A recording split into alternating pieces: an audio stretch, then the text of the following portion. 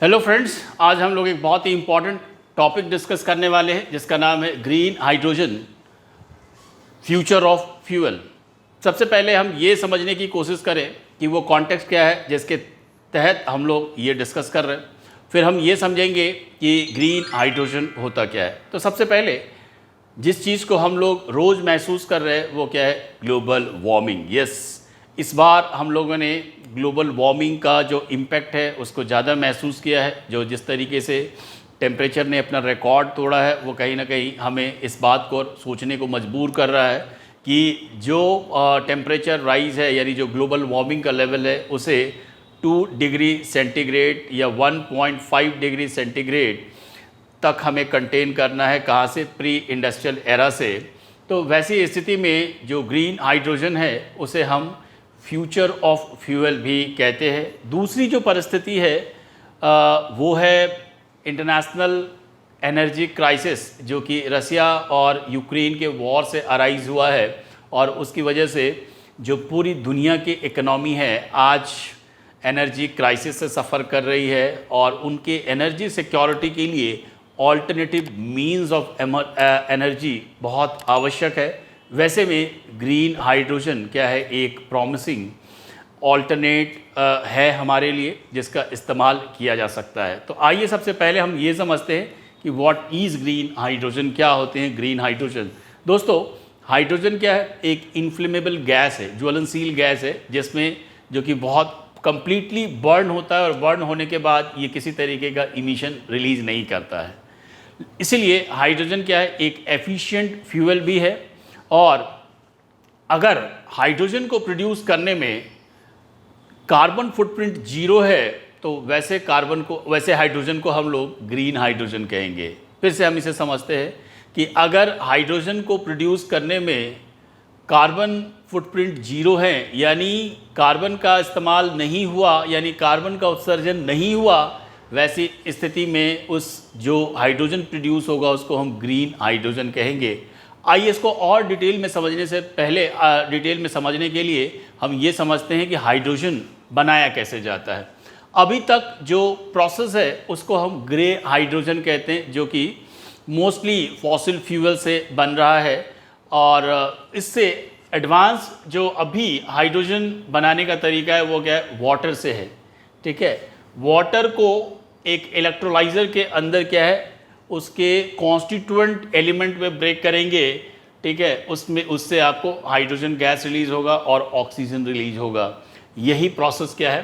Hydrogen gas को produce करने का है। अब सवाल ये है कि इलेक्ट्रोलाइज़र क्या है? एक मशीन है और उसको ऑपरेट करने के लिए हमें इलेक्ट्रिसिटी चाहिए। तो अब हमें ये करना है कि इलेक्ट्रिसिटी का जो सोर्स होगा वो ऐसा सोर्स हो जिसको इलेक्ट्रिसिटी प्रोड्यूस करने में हमने कार्बन रिलीज नहीं किया हो। अगर हम रिन्यूएबल एनर्जी से हाइड्रोजन अचीव करते हैं यानी वाटर मॉलिक्यूल को ब्रेक करके हाइड्रोजन अचीव करते हैं तो इसमें हमने नेट कार्बन जीरो क्या है? रिलीज नहीं किया है। कार्बन हमने रिलीज ही नहीं किया इस पूरे प्रोसेस में। इसीलिए इस तरीके से जो हमें हाइड्रोजन मिलेगा उसे हम ग्रीन हाइड्रोजन कहेंगे। तो ये तो है दोस्तों ग्रीन हाइड्रोजन की डेफिनीशन। अब आइए हम समझने की कोशिश करते हैं कि ग्रीन हाइड्रोजन की जो ज़रूरत है वो वर्ल्ड इकोनॉमी को किस तरीके से है।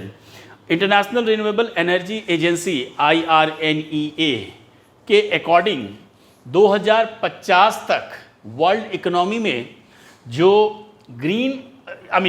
हाइड्रोजन का जो कंट्रीब्यूशन होगा टोटल एनर्जी मिक्स के अंदर वो 12% होगा। कहने का मतलब है कि अगर 100 यूनिट्स ऑफ एनर्जी की हम बात करेंगे ओवरऑल ग्लोबल इकोनॉमी में तो उसमें हाइड्रोजन का कंट्रीब्यूशन 12 होगा। और इसमें भी जो 66% कंट्रीब्यूशन आएगा वो ग्रीन हाइड्रोजन से आएगा। इसे हम GH2 भी कह सकते हैं। ग्रीन हाइड्रोजन का डेफिनीशन हमने समझ लिया कि ग्रीन हाइड्रोजन क्या है। अब ऐसी स्थिति में ये भी समझना ज़रूरी है कि अभी जो हाइड्रोजन का इस्तेमाल कर रहे हैं उसे हम ग्रे हाइड्रोजन कहते हैं, यानी उसको बनाने में कहीं ना कहीं हम कार्बन रिलीज कर रहे हैं। अब आइए भारत इसमें लेट एंट्रेंट है, लेकिन भारत की जो संभावनाएं हैं ग्रीन हाइड्रोजन को लेकर असीम है।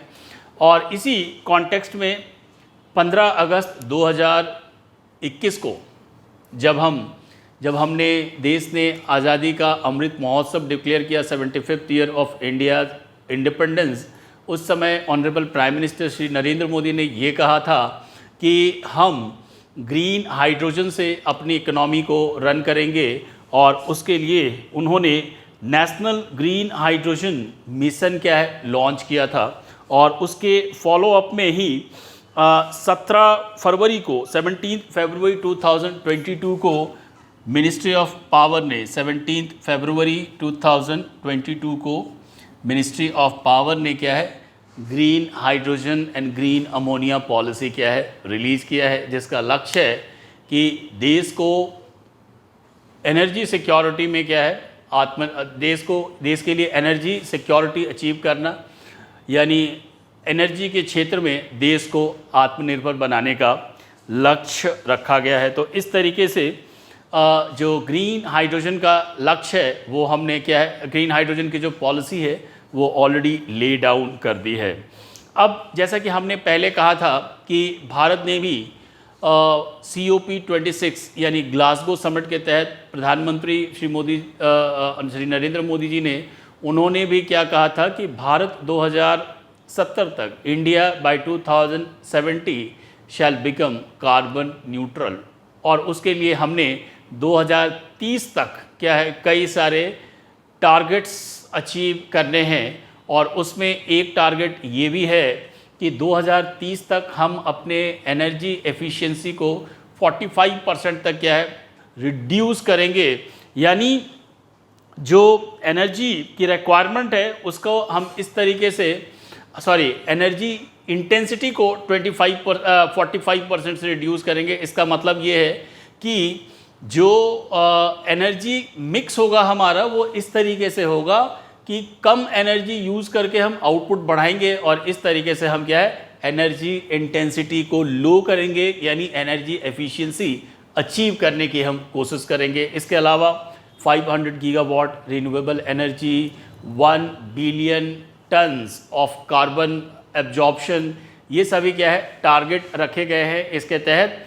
और इसी के परिप्रेक्ष्य में हर कंट्री ने क्या है अपने नेशनली डिटरमाइंड कंट्रीब्यूशन को भी तय किया है, जहाँ पे कि वो ये बताते हैं कि कैसे वो इस एनर्जी ट्रांजिशन के फेज को अचीव करने वाले हैं। भारत ने इसके लिए नेशनल हाइड्रोजन मिशन क्या है अनाउंस कर दिया है, जिसके तहत हम ग्रीन हाइड्रोजन पे रिलाई करने वाले हैं। अब हम ये समझने की कोशिश करेंगे कि कैसे भारत ग्रीन हाइड्रोजन भारत के लिए क्या है एक वरदान साबित होने वाला है। इसके कई बेनिफिट हैं दोस्तों, और फिलहाल हम लोग कुछ उसको रेस्ट्रिक्ट कर सकते हैं।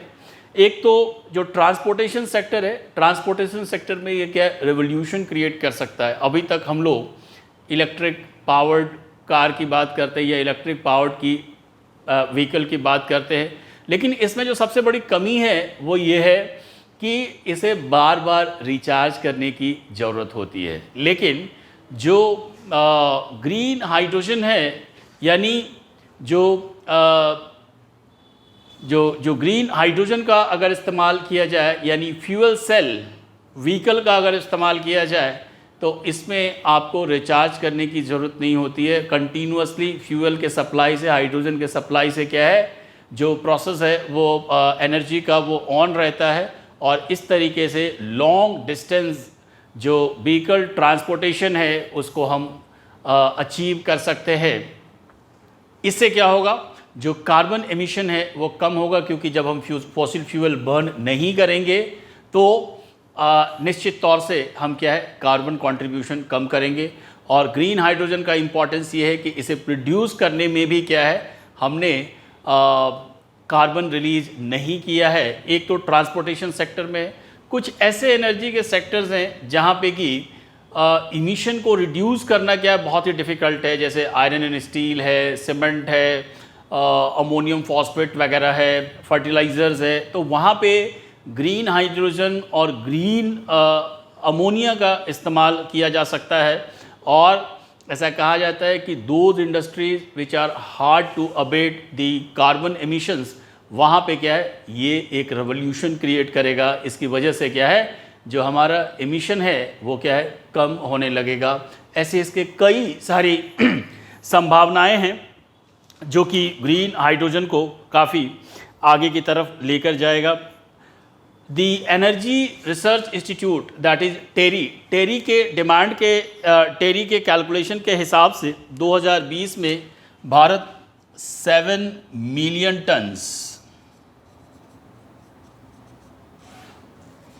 ग्रीन हाइड्रोजन को कंज्यूम करता, हाइड्रोजन कंज्यूम करता है। It's not green hydrogen, it's hydrogen consume करता है, जो कि टेरी के रिपोर्ट के हिसाब से 2050 तक भारत 28 मिलियन टन हाइड्रोजन का इस्तेमाल करेगा। वैसे में भारत सिर्फ ना उत्पादन कर सकता, ना सिर्फ उत्पादन करेगा, बल्कि भारत क्या है, इंपोर्ट की भी असीम संभावनाएं रखता है। कारण ये है कि इंडिया एक ऐसी कंट्री है जहाँ पे कि हमने रिन्यूएबल एनर्जी के क्षेत्र में क्या है, काफ़ी सारे अचीवमेंट हासिल किए हैं। उसके अलावा भारत में ट्रॉपिकल रीजन में होने की वजह से क्या है, बारिश बहुत होती है। एक एस्टिमेट के according 1 KG hydrogen, green hydrogen तैयार करने के लिए हमें 9 किलोग्राम ऑफ वाटर चाहिए होता है।